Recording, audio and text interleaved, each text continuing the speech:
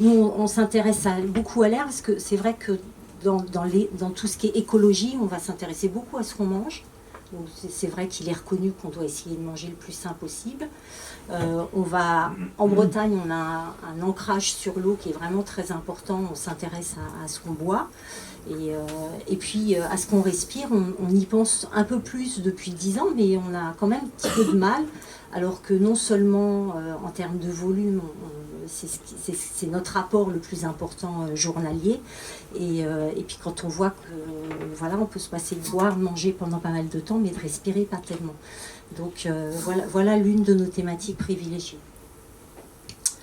Il y a aussi des recommandations, hein. L'OMS, ça fait partie des recommandations sur l'environnement qui va être la clé d'une meilleure santé. On parle beaucoup aussi du capital santé, c'est-à-dire qu'avant même de naître, en fait, au moment de la conception, on va déjà acquérir ou pas un bon capital santé, puisqu'on sait maintenant que ce que va respirer la femme enceinte va permettre ou pas d'avoir un enfant qui naisse avec déjà un capital santé plus ou moins important. Et l'on sait aussi que dans les sources externes, donc inverse des sources internes qui sont la génétique par exemple, et ben on va avoir toutes ces substances chimiques, les radiations. On est encore très sensible à cette problématique en Bretagne, et c'est un discours qu'on a du mal à tenir et à faire entendre surtout, hein. La problématique radon reste une problématique en Bretagne qui est très importante.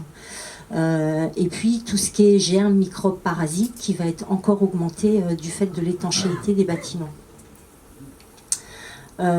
Sur l'air intérieur, alors c'est vrai que l'air, on a tendance à croire que ça va engendrer principalement des pathologies respiratoires.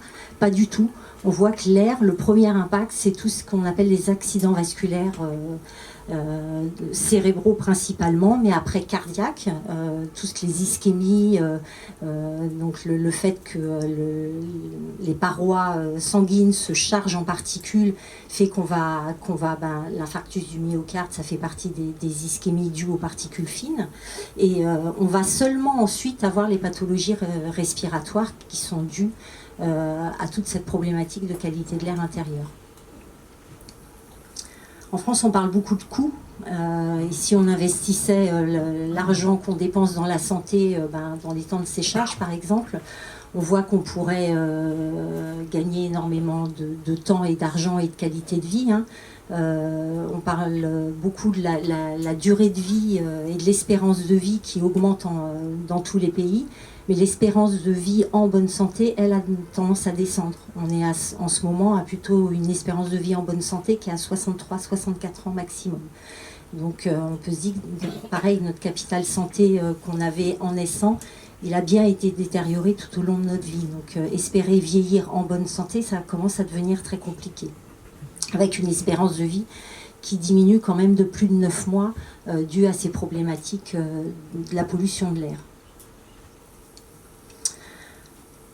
Dans la pollution de l'air, nous, il y a deux choses qui nous intéressent. La pollution aiguë, alors ça, c'est quelque chose qui est décrit, on connaît.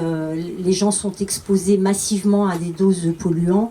Ils ont souvent des symptômes qui apparaissent immédiatement. Donc là, souvent, les bons réflexes sont déjà mis en place. On va tendance à avoir à ouvrir les fenêtres.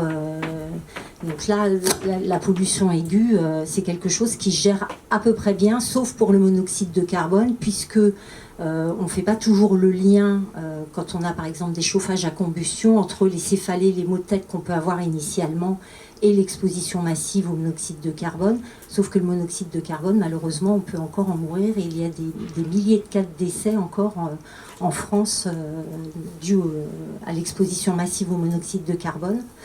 Ce qui nous inquiète beaucoup plus, c'est l'exposition chronique. Ces expositions à des toutes petites doses de polluants. Alors quand je parle polluants, c'est aussi bien biologique que chimique. Mais en tout cas, les polluants chimiques, ces petites doses font que... alors souvent, c'est quelque chose en plus dans l'habitat qu'on a tendance à ajouter, hein, cette notion d'avoir besoin de sentir bon dans un logement. Ça fait partie des polluants majeurs, hein, tous ces parfums qui sont ajoutés dans tout ce qu'on va utiliser. Et c'est cette pollution-là qui va générer une partie, en tout cas, des pathologies environnementales type cancer. Dans les cancers, ce sont de plus en plus des cancers qui sont dus à notre environnement. Ce qui va être compliqué, c'est qu'on a du mal à faire le lien entre l'exposition et la maladie, puisque dans toute pathologie environnementale, on a souvent un temps de réaction du corps qui va être de 10 à 30 ans. Donc on a du mal à faire le lien entre ce à quoi on va être exposé et l'impact que ça va avoir sur notre santé, sauf quand on a des polluants bien spécifiques.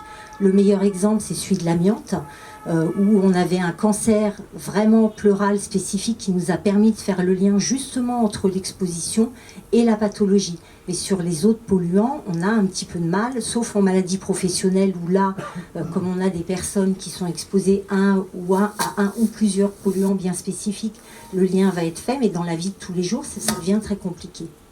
Ça, c'est des choses qui sont sorties depuis 2012 principalement, que l'air intérieur est beaucoup plus pollué que l'air extérieur, sachant qu'on passe quand même plus de 80% de notre temps en air intérieur, donc ça veut dire que tant mieux que la problématique de l'air extérieur soit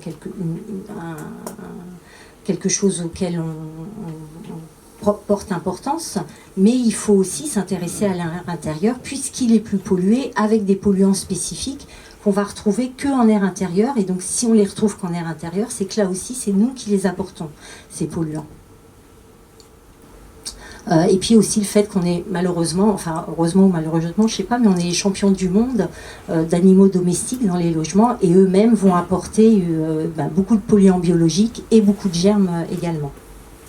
Je vous les cite rapidement. Celui qui va m'intéresser le plus, moi, ça reste les moisissures. Alors les acariens, heureusement, on pose de moins en moins de moquettes, donc ce qui permet d'avoir de moins en moins quand même d'acariens dans les logements. Ça a été à un moment donné la mode de tous ces matériaux naturels, zizal, jonc de mer, etc., qui favorisent énormément le développement et des acariens et des moisissures, puisque c'est un matériau qui permet justement, qui est hygroréglable, donc qui est hygroscopique, donc qui permet de régler l'humidité dans le logement. Donc si elle absorbe l'humidité, forcément ce matériau humide va permettre ce développement d'acariens et de moisissures. Quand on est dans le logement, la première source de pollution de l'air intérieur, ça reste le tabac. Donc ça reste aussi un vrai problème de santé publique. Avec 4000, on parle des COV, composés organiques volatiles, 4000 COV différentes dans le tabac. Donc ça fait partie en tout cas, nous, des recommandations. En plus, on est dans le mois sans tabac, donc c'est le moment ou jamais d'en parler. Ensuite, on va avoir beaucoup les produits d'entretien. Il y avait une étude à Langouette, des maisons qui avaient été faites avec des matériaux dits sains. En réception de chantier, on était en dessous des normes. Les mêmes mesures avaient été faites 1 an après l'utilisation des logements. Et les logements où on avait redépasser le cadre, en fait c'était des logements où il y avait beaucoup de produits d'entretien qui étaient utilisés. Donc vous voyez qu'on peut très bien livrer un logement qui est dit sain, et en fait l'habitant va faire exactement l'inverse de ce qu'on veut, c'est-à-dire qu'il va devenir son propre pollueur. Le chauffage, on a des chauffages de plus en plus performants. Il y a encore beaucoup de maisons avec des chauffages électriques non performants. Et nous, ce qui nous interroge et qui nous inquiète beaucoup, c'est l'utilisation des poêles à pétrole. Non seulement parce que ça va dégager beaucoup de monoxyde de carbone, d'hydrocarbures, mais aussi d'humidité. Donc du coup, souvent, cette population un peu précaire qui a tendance à utiliser le poêle à pétrole, c'est la même population qui ne va pas aérer et qui va faire en sorte que la VMC ne fonctionne pas. Donc elle se fait un nid d'humidité favorable au développement des moisissures, qui, contrairement à ce qu'on a dit tout à l'heure, elle commence à avoir un milieu favorable dès 50% d'humidité. Donc quand on est au-dessus des 60%, pour elles, c'est soir égala, elles ont vraiment tout ce qu'il faut pour se développer. Et puis le mobilier, c'est une source aussi énorme de relargage de pollution chimique. Et là encore, on a tendance à stigmatiser certains mobiliers sur ce que ça va relarguer. Il ne faut pas oublier que le bois relargue normalement des composés organiques volatiles, qu'en plus souvent le bois va être traité, donc on va avoir des antifongiques, le bois va être verni, huilé. Donc il ne faut pas croire que parce qu'on achète du mobilier en bois, on va être non contaminant pour son environnement intérieur. Qu'est-ce qu'on peut faire passer comme message aux habitants? Alors, Moi, j'ai toujours tendance à dire que donner un livret, c'est bien, mais il faudrait avoir le temps d'information aussi. Parce qu'on est tous pareils, hein, quand on achète un nouvel appareil, qui lit la notice? On n'est pas très nombreux à le faire. Donc je crains que le livret à l'habitant, si on ne fait pas un temps d'information orale, on va être dans la même chose. On va le feuilleter et vite fait le ranger dans un placard et oublier de le réouvrir. Dans l'exposition chimique, il faut aussi se rappeler que ce qui va être très important pour nous, c'est le vecteur de cette pollution chimique, donc toute la poussière en fait. Et il va falloir avoir une lutte vraiment complète vers la poussière, de sorte à éliminer la pollution chimique. Il y a aussi toute cette problématique de désinfection. On veut absolument tout désinfecter à l'heure actuelle, alors qu'on a besoin de cette biodiversité. Hein. Les germes, ils font partie de la biodiversité pour que notre corps apprenne à se défendre. Et quand on tue les germes, il y a aussi des germes qui sont indispensables. Il y a des levures qui sont indispensables. Donc la désinfection, ça fait aussi partie des choses sur lesquelles il faut faire attention, il faut être vigilant.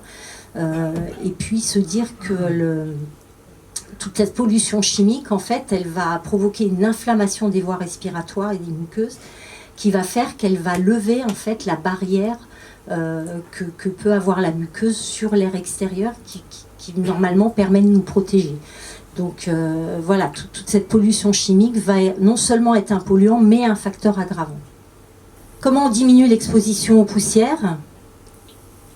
Alors, là, pareillement, dans les choix des radiateurs, je ne sais pas s'il y a des personnes qui sont chauffagistes ou au moment de la maîtrise d'ouvrage, un radiateur, je vous ai mis quelques exemples de choses qui sont complètement indépoussiérables. Sauf que cette poussière qui va s'emmagasiner, en fait, au moment où on remet en fonction les chauffages, elle va se remettre en suspension, ce qui va faire qu'on va inhaler, on va se faire des aérosols de pollution. Et ce qui n'est pas mis en suspension, c'est brûlé. Donc toute la pollution chimique qui est brûlée, ça va faire qu'on va l'inhaler également. Nous, dans les alternatives qu'on propose en fait, c'est des choses qui sont très très basiques. Hein. Les microfibres, il y a eu des études qui sont sorties, ça ramasse 99% de la poussière. Donc c'est vraiment un outil qui est intéressant. On revient aux recettes de grand-mère. Ce ne sont pas que des recettes. Par exemple, pour le vinaigre blanc, il y a des études qui sont sorties sur l'intérêt qu'elles ont en tant que bactéricides, fongicides, anticalcaires, dégraissants. Donc c'est un peu l'outil miracle de l'air intérieur. Je fais un petit peu de pub pour les lessives. On y pense moins. Souvent, on pense au ménage, mais pas aux lessives. Quand on voit le nombre de parfums qu'il y a dans les lessives et les assouplissants, on se dit qu'on peut essayer de trouver des alternatives où on va moins polluer. Il y a une question de coût. On cherche tous à faire des économies. On revient, hein, j'en reparle beaucoup de la population précaire, mais c'est vraiment une cible pour nous. Parce que c'est cette même cible qui va couper la VMC, utiliser les poêles à pétrole. Et ben, le levier pour eux, c'est aussi de leur faire des propositions de choses qui coûtent moins cher. Ce qu'on ne va pas mettre dans les produits d'entretien qui, en plus, on va avoir un gain santé, mais on va avoir un gain économique. Donc il faut vraiment éduquer, on parlait d'éducation des personnes qui travaillent dans le bâtiment, mais après il faut avoir une vraie éducation de l'habitant pour son logement, hein, c'est son milieu de vie. Ventilation, aération, oui, on en parle beaucoup, mais moi j'aimerais qu'on les confronte pas en fait. L'un et l'autre sont nécessaires, même quand on a des VMC dites hyper performantes, les doubles flux. Je comprends que les ingénieurs thermiques veulent pas qu'on ouvre les fenêtres, mais ça reste complètement nécessaire. Il y a des moments où on hyperpollue. Quand on prend une douche, quand on sèche du linge, il y a beaucoup d'humidité qui sont dégagées. Donc il faut vraiment utiliser les deux. Voilà, sur les temps d'aération, c'est plus là-dessus qu'il faut travailler. C'est-à-dire qu'il n'y a pas besoin de beaucoup de temps pour aérer. En hiver, donc en période de chauffage, quand on veut simplifier, on est à 7-15 minutes. Là encore, il y a des études qui sont sorties. Donc 7-15 minutes, c'est pas beaucoup. Et moi, j'ai un petit appareil de mesure qui me permet de mesurer certaines données, dont la température et l'hygrométrie. Et ben, quand on ouvre 10 minutes, on va faire, même quand il pleut, on va faire tomber l'hygrométrie du logement de 4 à 5 points, donc ce qui peut être intéressant. Et par contre, la température, on va perdre 0,1, 0,2 degrés seulement. Donc vous voyez que d'aérer, on ne va pas beaucoup perdre en énergie. Et on se rappelle en plus que normalement, ce sont les murs qui rayonnent et qui apportent cette sensation de chaleur et cette qualité de chaleur. Sur la ventilation, ça a déjà été dit, éduquer l'habitant à l'entretien cette VMC. Je suis allée encore hier en visite, c'était un logement d'un bailleur social, où le discours du bailleur, c'était non, c'est nous qui venons entretenir une fois par an les extractions d'air et les entrées d'air. Mais non, une fois par an, c'est pas suffisant. Les extractions d'air et les entrées d'air, c'est à minima une fois par trimestre. En logement individuel, les moteurs de VMC qui sont pas nettoyés, non seulement c'est un préjudice pour le bon fonctionnement de la ventilation, mais ça reste le premier départ de feu en maison individuelle. Le changement des filtres, quand on a des VMC double flux, se rappeler aussi que justement au début de réception après travaux, peut-être que ça change un peu plus souvent et qu'il faut être un peu plus vigilant sur le changement de ces filtres. Et aussi, champ électromagnétique, on en parle de plus en plus. Quand on construit, peut-être qu'il faudrait mettre des prises Ethernet un peu partout, plutôt que d'être obligé de mettre la Wi-Fi, parce qu'on va avoir une prise Ethernet dans le séjour, mais qu'on sait qu'à l'heure actuelle, il n'y a pas un enfant qui n'a pas un ordinateur. Donc c'est quand même dommage qu'on soit obligé de mettre le logement en Wi-Fi, alors que en phase chantier, ce serait tellement simple de mettre, et je ne pense pas que ce aurait un coût très très important de mettre des prises Ethernet dans toutes les pièces. Les nanoparticules, c'est des problèmes qu'on se pose. Il y a des études qui sont en cours, justement, parce qu'on a de plus en plus de matériaux avec des nanoparticules, et on ne sait pas vraiment l'impact que ça a sur la santé. Ce qu'on sait en tout cas, c'est que quand on les respire, elles passent les bronches, elles passent dans le sang, donc elles vont forcément avoir un impact. Puis vraiment, on en parlait tout à l'heure, on en parle dans le cadre de vie, dans l'urbanisme favorable à la santé. C'est vraiment cette notion globale, c'est-à-dire qu'il faut s'occuper de la qualité de l'air et de la santé bien en amont, dès la phase conception. Donc je rejoins tout à fait ce qui a été dit tout à l'heure, c'est qu'il faut vraiment réfléchir à tout ça dès la maîtrise d'ouvrage et bien avant. Donc il faut former bien évidemment la maîtrise d'ouvrage à toutes ces problématiques de qualité de l'air intérieur. Il faut former les acteurs du bâtiment comment agir quand on ne comprend pas comment ça se passe et surtout quel impact ça va avoir sur la santé. Donc il faut vraiment avoir cette vision globale surtout.